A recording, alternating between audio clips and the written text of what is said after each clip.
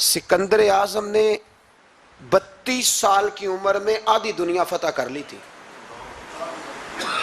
تو لوگ پتہ کیا کہتے تھے؟ یہ وہ بندہ ہے جس کو تاریخ نے گریٹ کا لقب دیا ہے. لکی نہیں کہتے، ہم کہتے بڑا لکی ہے بھائی. لوگ کہتے تھے یہ مقناطیسی آدمی ہے، کبھی ناکام ہوا ہی نہیں. سکندر اعظم کبھی ناکام نہیں ہوا. جس علاقے، اور عمر کتنی بھائی، اتنی کم عمری میں اتنی دلیری، آدھی دنیا فتح کر لی. ملتان سے گزر رہا تھا تو اسے ایک تیر لگا. کچھ لوگ کہتے ہیں یہاں جہلم کے پاس لگا تھا. ایک تیر لگا اسے. اس نے کہا بندہ تلاش کرو، کسی کی اتنی جرت کہ سکندر اعظم کو تیر مارا ہے، تلاش کرو. جب ڈھونڈنے لگے تو بندہ نہ ملا.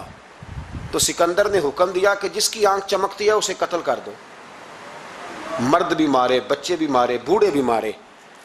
تو لا کے لوگ کہنے لگے انسان کوئی نہیں بچا. کہنے لگا میں نے تمہیں کہا تھا جس کی آنکھ چمکتی ہے قتل کرو. بلیاں بھی قتل کرو، ہو سکتا ہے کسی بلی نے منہ میں رکھ کے پھینکا ہو. کتے بھی مار دو، کبوتر بھی مار دو. ہر چمکتی والی آنکھ اس نے بند کر دی.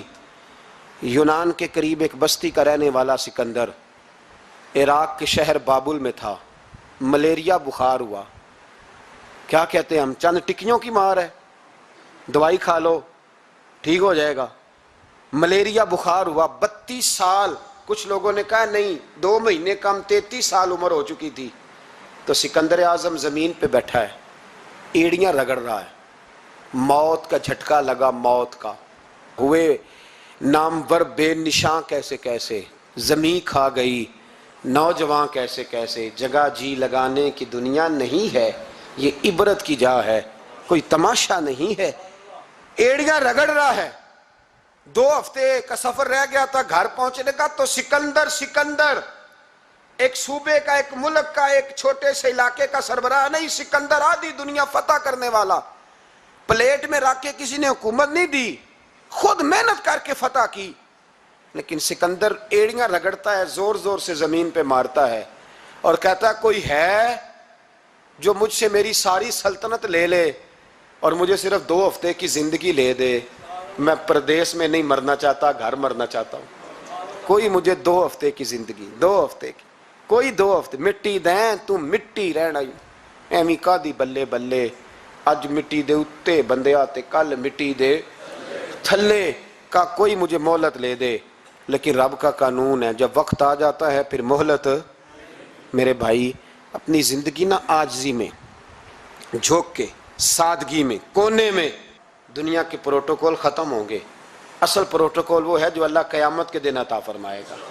میرے نبی پاک نے فرمایا امیر جو ہوں گے، امیر وہ چونٹیوں کی شکل میں ہوں گے اور غریب اپنے پیروں کے نیچے انہیں مسل کے چلے جائیں گے.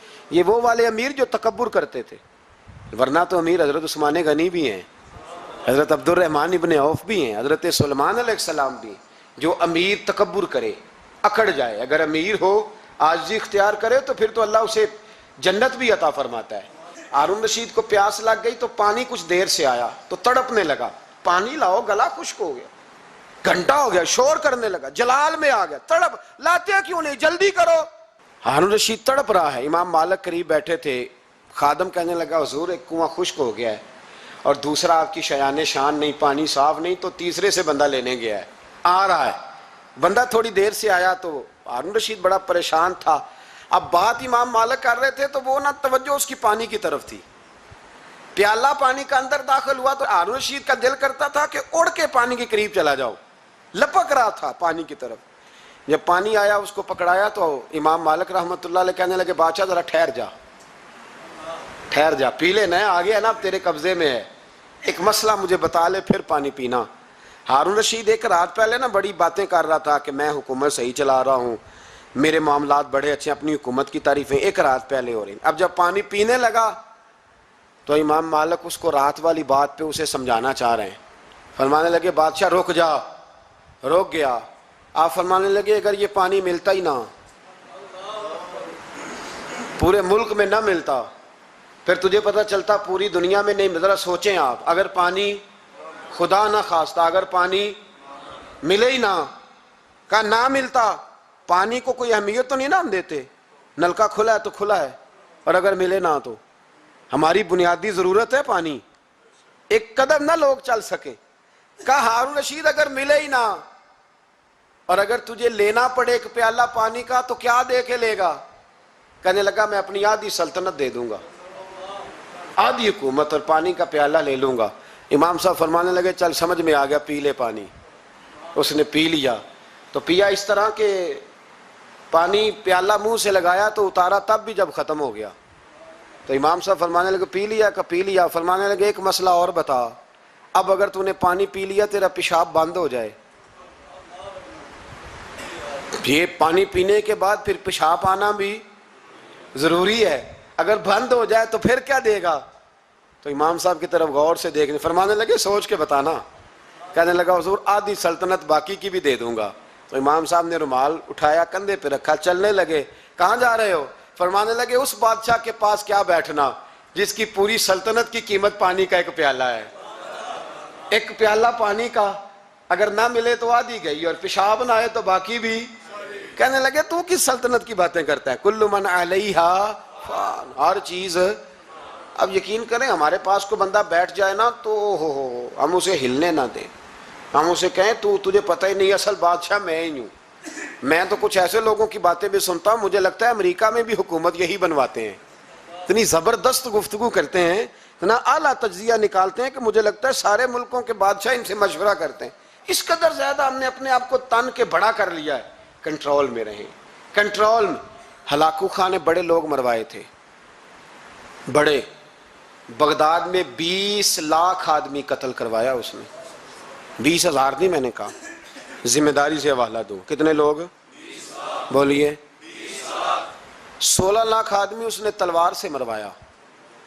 لوگوں نے نا زیر زمین تہ خانے کھودنے شروع کر دیے، 4 لاکھ آدمی تہ خانوں میں چھپ گیا اور چن چن کے مسلمان مارتا تھا۔ جب ہلاکو کو کسی نے بتایا نا 4 لاکھ بندے چھپ گئے، اس نے نہروں کے بند توڑوا دیے، دریاؤں کے بند توڑوا دیے، پانی زیر زمین چلا گیا، 4 لاکھ آدمی ڈوب کے مر گیا، 20 لاکھ آدمی مروایا۔ ایک دن ایک علاقے میں گھوم رہا تھا، لیمبو کھانے کا بڑا شوقین تھا، بازار میں گیا تو ایک لیمبو خریدا۔ اس نے دیکھا کہ بازار میں بوڑھے بچے جوان خریداری کر رہے ہیں تو کہنے لگا ابھی بھی اتنے مسلمان زندہ ہیں، بناؤ ان کی لائنیں، قتل کرنا ہے۔ 3 لائنیں بن گئی، ایک بوڑھا آدمی بھی لائن میں آ گیا، لیمبو کھا رہا ہے، اس کو ہلکا ہلکا چوستا ہے، گھوڑے پہ بیٹھا ہے، قتل کرا رہا ہے لوگوں کو۔ ایک بابا جی پہلی صف میں تھے، جب پہلی صف قتل ہونے لگی بابا جی پچھلی صف میں دوڑ کے ہو گئے۔ ہلاکو خان ہنس رہا ہے اس کو دیکھ کے، معاذ اللہ، جب بندہ ہوتا ہے نا کسی منصب پہ پھر وہ مذاق اڑاتا ہے دوسروں کا۔ بابا دوسری صف میں آیا تو ہلاکو خان نے وہ بھی قتل کرائی تو بابا دوڑ کے تیسری صف میں، آخری صف کے کونے پہ جب بابا کھڑا ہو گیا نا تو سارے بندے مر گئے۔ بابے کو قتل کرنے لگا جلاد، ہلاکو کہنے لگا ٹھہر جا، کہنے لگا بابا تو تیسری صف میں آیا تھا، تیرا کیا خیال تھا بچ جائے گا؟ بابا کہنے لگا خیال نہیں، میرا یقین ہے کہ میں بچ جاؤں گا، میرا شرط یہ ہے کہ یقین ہو اندر، شرط یہ ہے کہ ہنس کے کہنے لگا ہلاکو خان کیسے؟ تو بابا کہنے لگا اگر اللہ چاہے تو بچ سکتا ہوں، اگر اللہ چاہے تو میں۔ بہت سارے لوگ ہیں ڈاکٹر لکھ کے دے دیتے ہیں نہیں بچے گا، وہ بچ جاتا ہے کیونکہ بچانے والا اللہ ہے۔ کہا اگر اللہ چاہے تو بچ جاؤں گا۔ تو ہلاکو کہنے لگا کیسے؟ جب ایسے کیا نا، کیسے ایسے کیا نا تو لیمبو ہاتھ سے گر گیا۔ وہ بچے پلیئر نہیں ہوتے، وہ گیند گنتی ہے تو چھلانگ لگا کے پکڑ لیتے، تو بڑا گھوڑ سوار تھا، نیزہ باز تھا، چھلانگ لگائی لیمبو کیش کرنے کے لیے۔ کیسے تو کیسے بچے؟ یوں ہاتھ گھمایا، لیمبو گرا تو چھلانگ لگائی، نیچے جھکا، جب نیچے جھکا نا تو گر گیا گھوڑے سے، جو پیر تھا وہ گھوڑے کی رکاب میں الجھ گیا، گھوڑا ڈر کے دوڑ گیا۔ جب گھوڑا دوڑا تو زمین پر زور زور سے سر لگنے لگا، سپاہیوں کہتا دوڑو اس کو پکڑو، سپاہی بھی دوڑے پر گھوڑا قابو نہ آیا۔ گھوڑا اس وقت رکا جب نہ اس کا چہرہ پہچانا جاتا تھا، نہ آنکھیں سلامت تھی، نہ ناک سلامت تھی، اس کی کھوپڑی ساری اس طرح چور چور ہو گئی جیسے کسی نے ہتھوڑے کے ساتھ پیسی ہو۔ ہلاکو کی لاش سے خون بہ رہا تھا، بابا ہنس رہا تھا۔ ایک سپاہی کہنے لگا بابا تو کیوں؟ کہنے لگے میں اپنے رب کی قدرتوں پہ مسکرا رہا ہوں۔ کل من علیہ فان ویبقی وجہ ربک ذو الجلال والاکرام۔ کا میں نے اسے سمجھایا تھا کہ بچانے والا بچا لیا کرتا ہے، تو اس نے مجھے